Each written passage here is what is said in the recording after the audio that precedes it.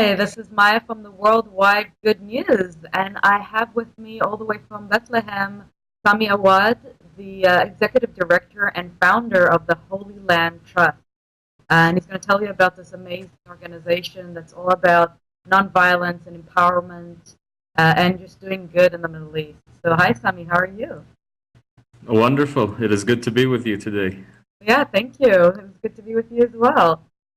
And how is the weather out there? I know it's been hot. It has been very, very hot over here. We've had close to 120 degrees for the past week, but today it's cooled off a little bit, so we're down to 100. Oh, good. It's so it's the first day of warm weather in San Francisco. It's 74. Oh, wow.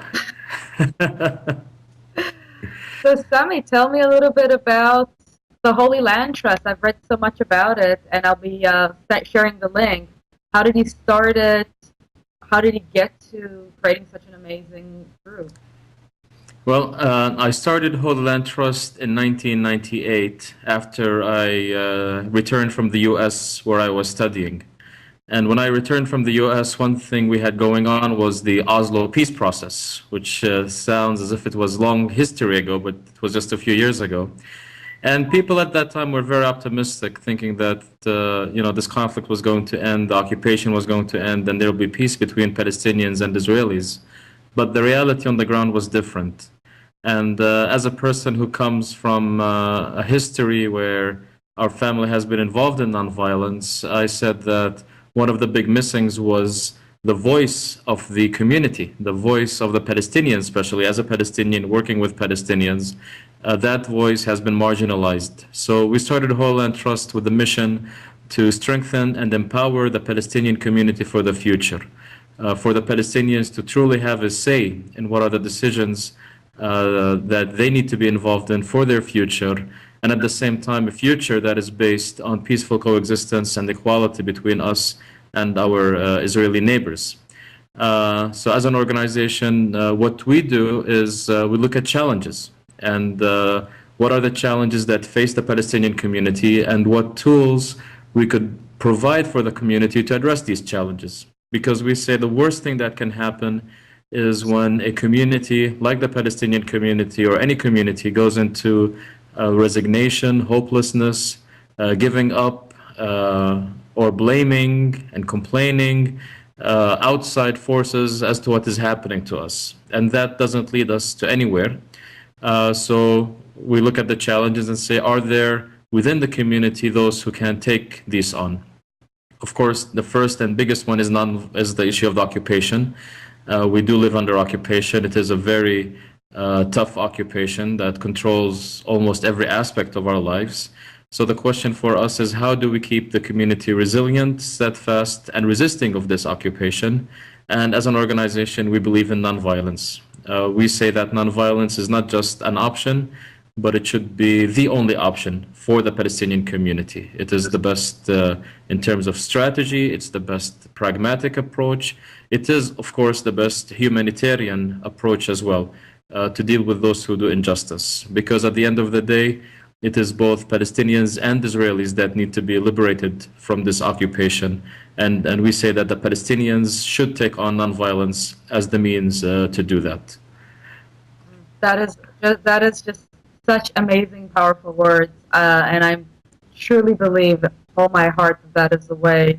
Because once you are empowered as a human being, you are out there to just do good and be a true humanitarian. And I'm so happy to have the pleasure and the honor to bring your amazing group out here.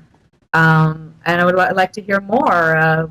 How do you also have a leadership program? I know there's all different programs that you do, so you're actually even creating the leaders of the future in nonviolence and humanitarian ways. So please tell me more about that.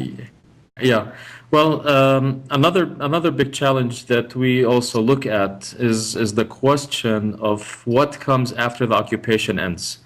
Many people are calling for ending the occupation, but for us, we want to take it deeper and say, is this our goal as Palestinians, just to end the occupation, or to truly establish the state that we dream of, that we have not had, which is a state where there is democracy, respect for human rights, gender equality, freedom of expression, rights of minorities, and so on. Ending the occupation has no guarantee in it that the dream of the Palestinian state will be established. It's actually quite likely that this state will be typical of many other states in this part of the world. Could be dictatorships or one-party rule states, or military rule states, and so on. So for us, when we do talk about nonviolence, it's also about community building. And one of the big components of community building is leadership. So while we need to develop leaders who are committed to nonviolence, who will engage in nonviolence as forms of resistance, we also want to develop leaders who are also committed to nonviolence, but also at the level of building that future Palestinian state, that dream state that we all have been dreaming of as a nation. So one of the programs we're very proud of at the organization is a campaign called Making the Impossible Possible. And this is what we want leaders to do. We want leaders to look at real challenges that are facing us, either from the occupation or within society, and look at these difficulties and the things that seem to be impossible, and not ignore them and say they can't do anything about them, but actually have these things become their target and make them a possibility for their community. And this is an intensive training course that targets leaders. So it's not just about people who have the potential to be leaders or who want to be leaders. This works with leaders.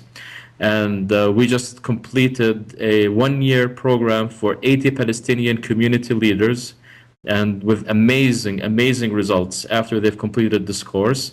And now we are getting ready to do the same program with 120 political leaders. That will be a 6 months intensive course that will begin in October. And the big point of this course is to have leaders begin to create one of the biggest distinctions that we feel is missing for us as Palestinians, is one where we're able to create a future that is born from the future, and not a future that is a continued line of where the past has led us now. So this is what we're targeting, leaders to really create that dream future for Palestine and to work on making it happen. And of course, again, any future that we see as Palestinians is a future that should and must have full respect and integrity to our Israeli neighbors, to be what I would say even part of our future as well. Yes. Yeah. I mean, yes. This is the future I see, and as an Israeli and living in America, this is the hope and what I'm working for, and I'm seeing that as a complete possibility. One of the reasons why I've started this interview series is to bring the voices of people who are creating it.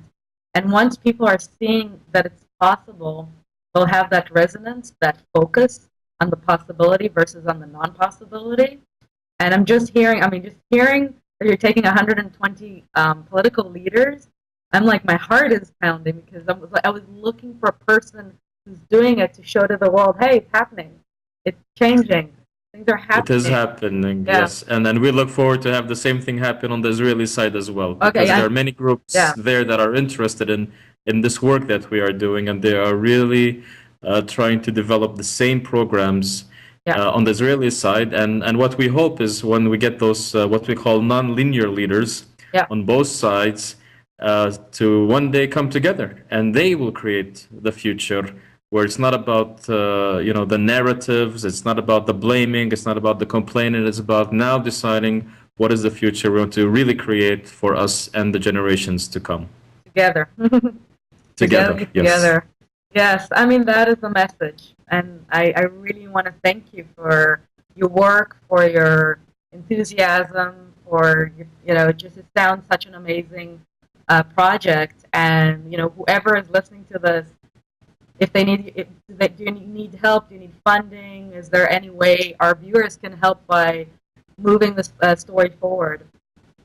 Well, like all organizations, I would say funding is, of course, the biggest issue. But as important as funding is, the most important for us even is to spread the message. and to bring hope, especially in the US. People who are watching this, they need to know that there are groups and there are organizations that are working daily, hourly, real hard on trying to end the cycle of violence and the cycle of mistrust that exists between those communities. And we feel it is the voice of the people that will make the change. You know, now they're going to negotiations, and politicians are going to negotiate, and they're gonna play with us like a chessboard. It's about their who wins and who loses, and how much can I gain on behalf of the other.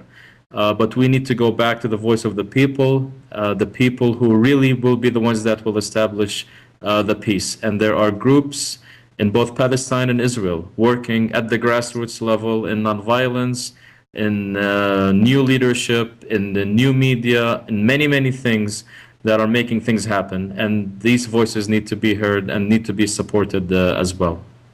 Yes, I completely agree, and I'm forwarding this to the world because it needs to be heard and respected and acknowledged, and move forward.